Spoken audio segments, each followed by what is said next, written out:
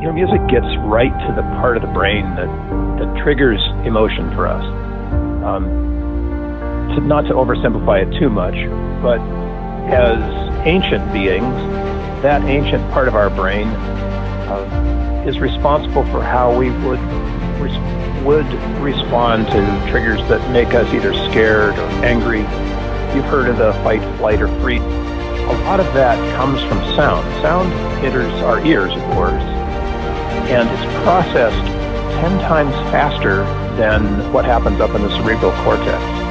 The amygdala is getting in there, the hippocampus and they're producing a physiological response in us long before we think about what we heard and recognize what it was. So by the time we think about it, our systems have already got the brain chemistry flowing in them.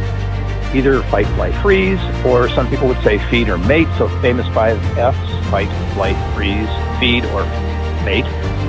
And those are responses that have kept us alive for hundreds of thousands of years. The lizard brain, some people call it the croc brain, is responsible for that and responds to sound.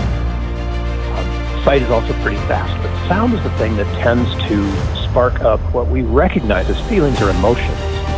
We feel scared, we feel safe, we feel angry, we feel peaceful, we feel joy, of course, we feel sadness.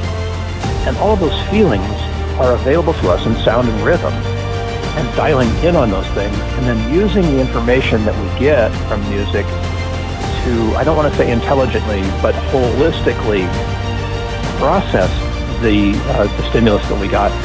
What a powerful thing.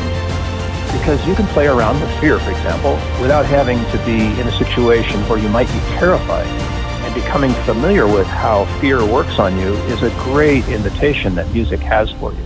Same thing with anger, like emotions we don't like. But 3/4 of what we can feel is stuff we don't like. How can you go out in the world today and say, I'm an authentic person, if you're stuffing your fear and your anger?